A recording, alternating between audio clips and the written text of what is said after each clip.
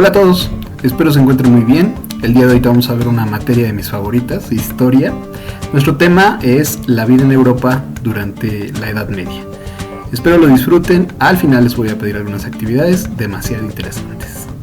Bueno, empecemos. Vamos a hablar de lo que es la Edad Media. ¿Por qué le llamamos Edad Media? Pues porque se va a encontrar en medio de dos edades. De entrada, cuando yo te digo Edad Media, seguramente te vienen a la cabeza algunos personajes.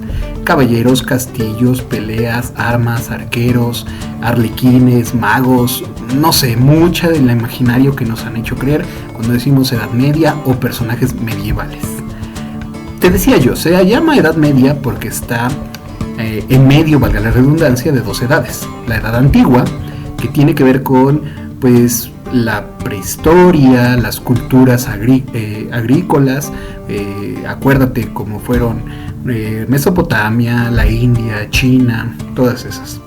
Y además está en medio de lo que es la Edad Moderna, que es la edad pues donde podemos encontrar ya lo que son los reinos establecidos, como fueron Francia, Inglaterra, Portugal, por mencionar algunos. En realidad, pues, la edad donde el ser humano ya tenía un pensamiento establecido. Ahora, ¿qué es lo que da inicio a la Edad Media? Vamos a encontrar un punto muy específico. La Edad Media inicia justo cuando se da la caída del Imperio Romano, en este caso el Imperio Romano de Occidente. Esto se da en el siglo V después de Cristo. Cuando termina la Edad Media, esto también tiene que ver con Roma, y de hecho es cuando se da la caída del Imperio Romano de Oriente.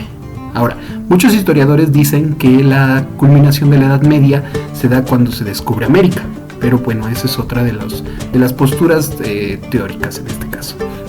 Bueno, decimos que entonces el inicio de la Edad Media se da con la caída del Imperio Romano de Occidente. ¿Quién derrota al Imperio Romano de Occidente? ¿Te has de acordar un poquito? ¿Sí? ¿No? Bueno. ¿Quiénes lo derrotan? Bueno, son los bárbaros. Los bárbaros van a derrotar al Imperio Romano de Occidente en el año 476. ¿A qué gobernante? En este caso a Rómulo Augusto. Este grupo llamado bárbaro va a ser el que va a derrotar al Imperio Romano de Occidente. Ahora, hablemos un poquito de ellos.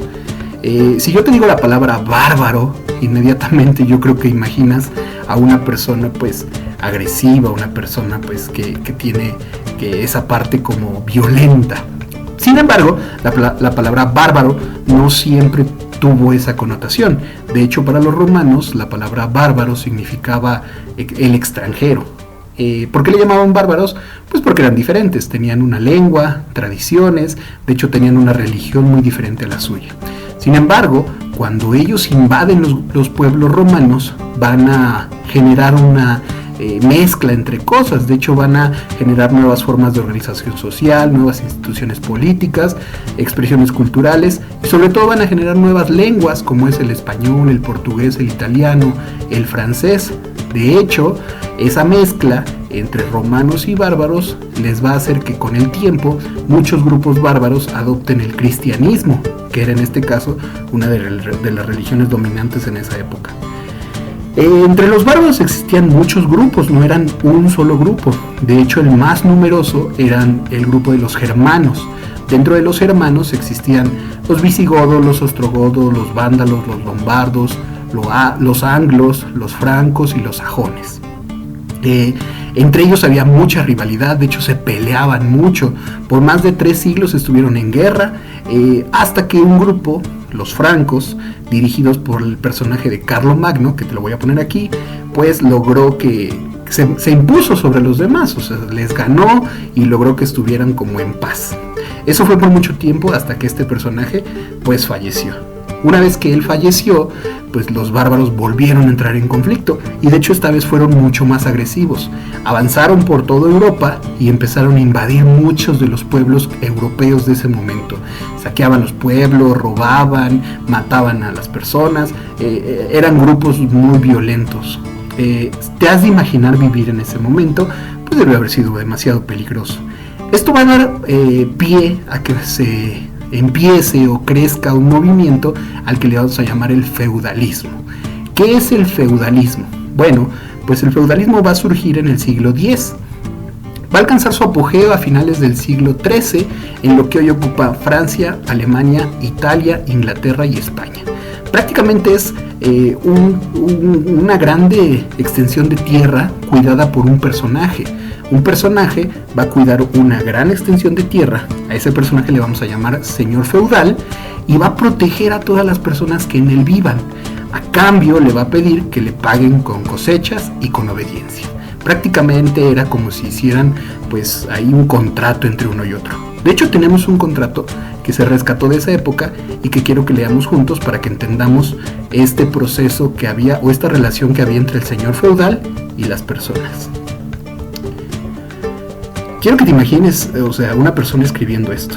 Dice: al ilustre señor tal, yo tal, siendo cosa de todos conocidos que no tengo nada de qué alimentarme y vestirme, solicito de su piedad para entregarme a usted y así poderme ayudar y sostenerme con lo que respecta a mi alimentación, vestido, y en cuanto a mí, todo el tiempo que viva, deberé servirle y respetarle, y mientras viva, no tendré derecho a librarme de usted, sino que por el contrario, deberé permanecer bajo su autoridad y protección todos los días de mi vida. Este texto está en un libro que se llama Textos Fundamentales para la Historia, de Miguel Artola Gallego, y nos da una idea de cómo las personas pues prácticamente vendían su alma al señor feudal con tal de que los protegiera. ¿De quién? Pues de los grupos bárbaros.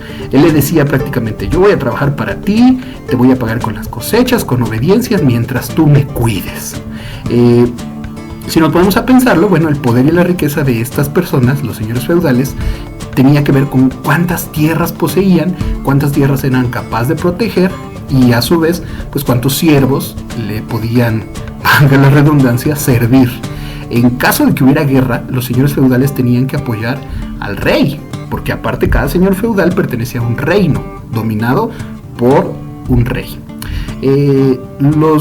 Las personas o los campesinos, pues en este caso, trabajaban, tenían la obligación de trabajar, le daban, cuando recogían su cosecha, le daban la mayor parte al señor feudal, otra parte se la daban a la iglesia y lo poquito que les quedaba, pues ya lo empleaban ellos para mantener a sus familias. A cambio de este trato, recibían protección. O sea, nadie los iba a atacar, nadie los iba a robar, porque se encontraban dentro del terreno del señor feudal. Ahora, es importante que imaginemos este feudo, que es el terreno, y veamos que dentro de este feudo había muchos personajes. De hecho, estaban delimitados todos los personajes por orden jerárquico. Hasta arriba tenemos al rey, luego tenemos a la nobleza, tenemos al clero, y hasta abajo, como base de todo, tenemos pues a los campesinos, los obreros, los herreros, todas las personas que trabajaban o se dedicaban a lo normal. Vamos a analizar un poquito estos personajes. Como principal personaje tenemos al rey.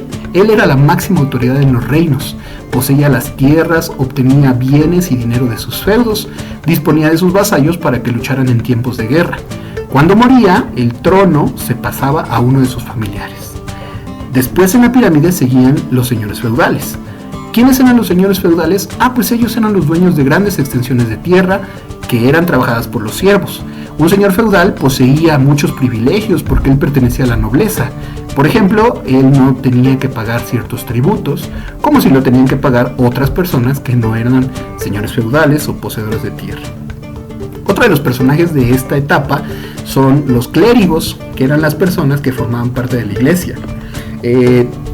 Sin embargo, en su organización también ellos tenían una parte jerárquica. Los había de todo tipo. De hecho, el máximo clérigo o el jefe de la iglesia era el papa. De ahí pasaban arzobispos, sacerdotes, monjes, monjas.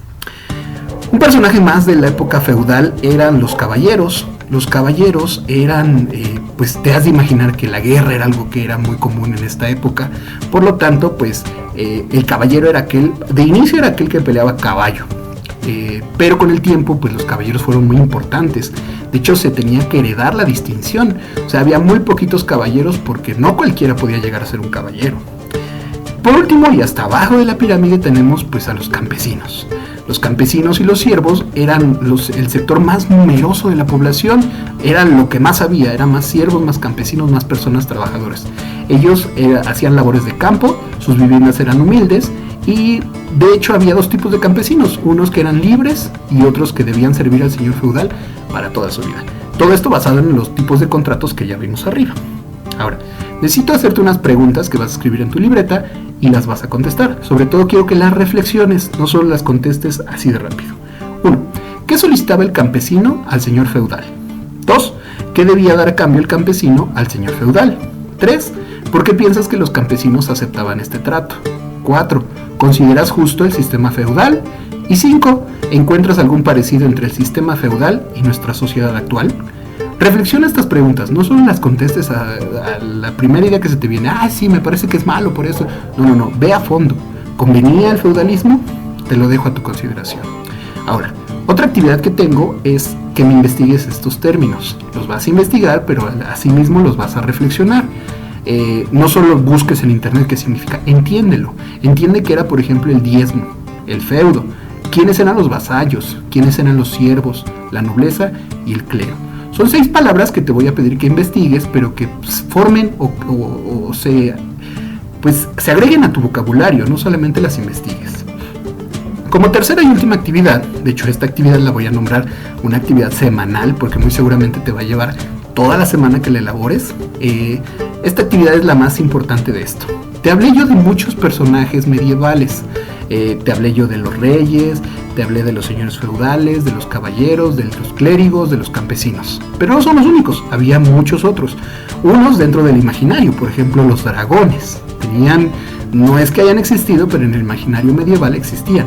Ahora, te voy a pedir que tú me elabores un títere, una marioneta, ¿sí? ¿De qué tipo? De la que tú quieras. En un calcetín, impresa, que la cosas, que tu mamá te ayude. Yo sé que muchas de las mamás son muy buenas cosiendo. Vas a elaborar una marioneta de un personaje feudal, el que tú quieras, ¿sí? Me lo puedes hacer de un monje, me lo puedes hacer de un caballero, me lo puedes hacer de un mago, me lo puedes hacer de un rey, me lo puedes hacer de lo que tú quieras. Pero necesito que hagas una marioneta. Te digo que te vas a llevar un poco de tiempo porque la quiero muy bien hecha, ¿sí? En la parte en la que tú te imagines o la quieras hacer, hazla de lo que quieras, pero que quede muy, muy, muy bien hecha. Entonces, esa es la actividad.